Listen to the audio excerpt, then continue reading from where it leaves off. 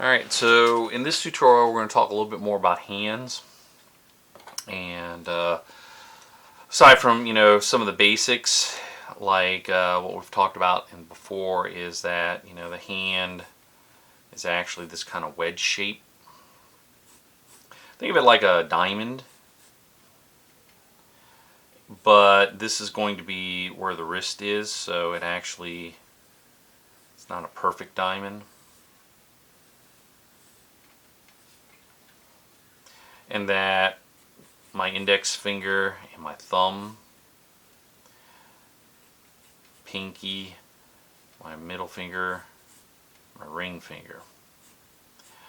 Ring finger is going to be just slightly shorter than the middle finger. Index finger, it comes to about a quarter of the end of the knuckle for the middle finger, and then the pinky, of course, brings it up about a quarter from there. And again, it's knowing those anatomical landmarks. I draw in some knuckles mainly so I can make sure that I'm keeping them the same width.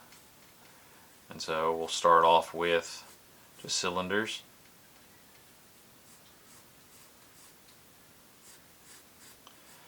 Again, I'm trying to keep them the width of those knuckles.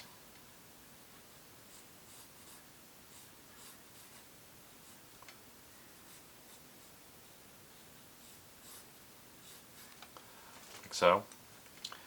Draw my thumb. Thumb turns up like this in this position. So I've got the basic kind of puppetry of a hand. And so I understand that it webs out. And that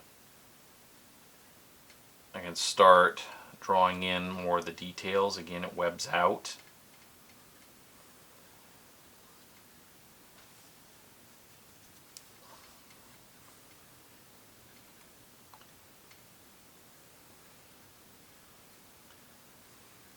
It's webbing of your fingers.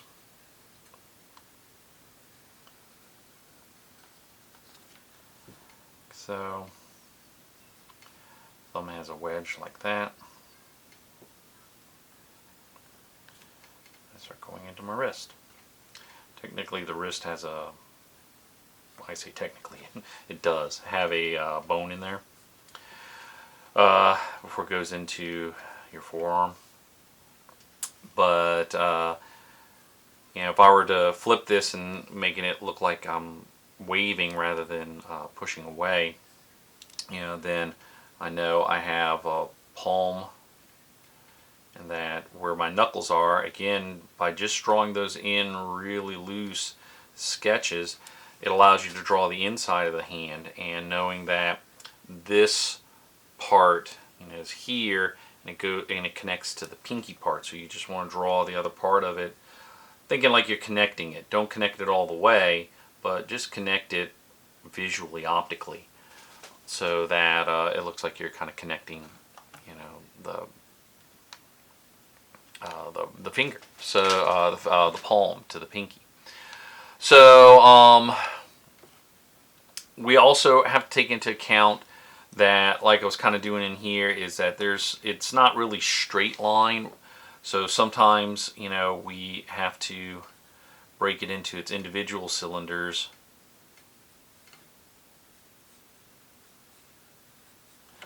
The reason we do it like this is so that we can do those kind of the bends of the flesh, the muscle pads, so that I can then just kind of bulge them out. And they go in where the knuckle, and they bulge out. So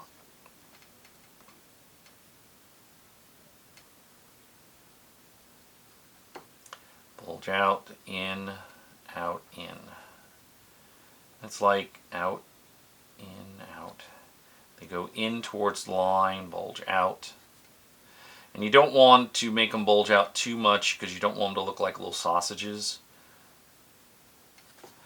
But we do want to understand that there is knuckles under there, and that there is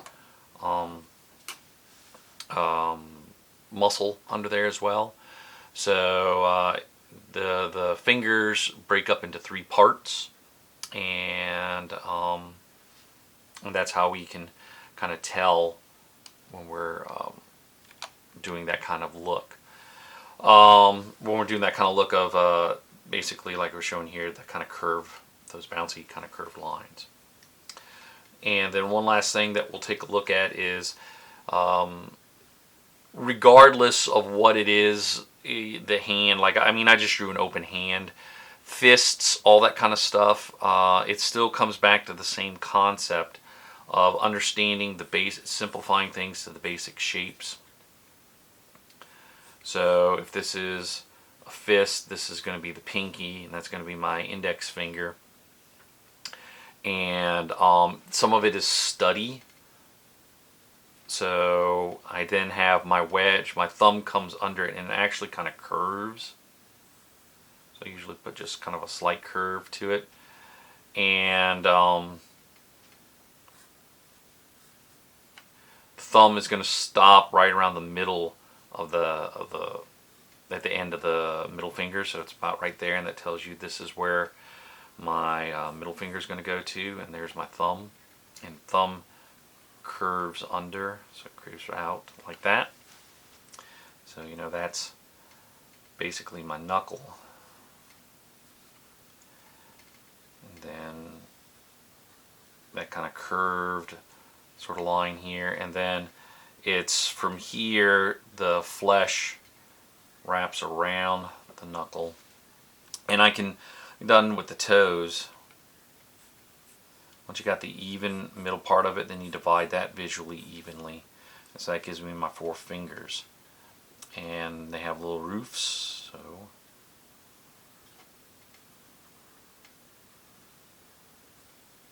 So my palm's going to be under here, and it tucks right under my pinky. And you can draw you like a little kind of wedge.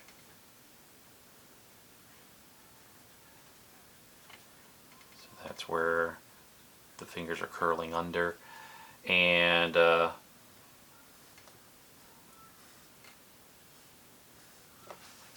so it's yeah, it's just kind of, and I'm sorry if it's frustrating you. It frustrated me when I started out too, but part of it is breaking it down into its basic shapes, and you know, these are just cylinders.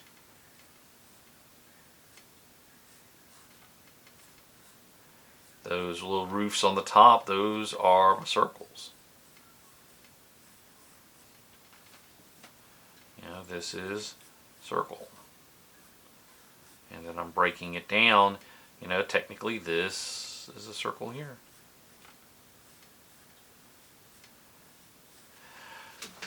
Like so, breaking it down into its basic shapes. And then the other thing of it is being able to draw what you see. And that's with any artist, really, is we draw from life. Once we know how to draw what we can see, and then it makes it easier because you can look at reference. You can use your phones or whatever and take your own reference of what kind of hand gestures that you want, and then you can draw what you see. But when you draw what you see, break it down into its shapes. And then finally, the last thing that comes in is muscle memory. Is that once you practice enough, like I tell students, you should have 2 sketchbooks. One sketchbook is all the cool stuff you like to draw, your character designs and things like that. But the other sketchbooks should be study. That's what Da Vinci did. He studied everything and to get better at it. So, you know, you study, you know, I have sketchbooks filled with faces, and sometimes I do it just to, when they say to loosen up and stuff like that, you know, before you start drawing. That's kind of what I do. And, you know, sometimes if I'm bored, it's like, you know, I'm going to draw hands. Keep myself practiced, keep myself observant. Don't be lazy when you're practicing as well. And what happens is your muscle memory will start to pick up, that you remember these kind of things, like you know, when I'm mapping out the measurements of the fingers. You know, it's from muscle memory, is learning those anatomical landmarks, and you know, you practice. You also wind up seeing a lot of where you're going to make your own notes, so you remember where it's going to be or where that falls at in each time. That still comes from study. So yeah, if you want to get better at this, it comes from practice. It comes from study and observation and breaking things down into the most basics of parts, and then understanding that those parts all kind of fit together like a big puzzle, big machine. But that's how you can start taking the basics of your hand anatomy and start applying those principles and theories to draw different positions of the hand.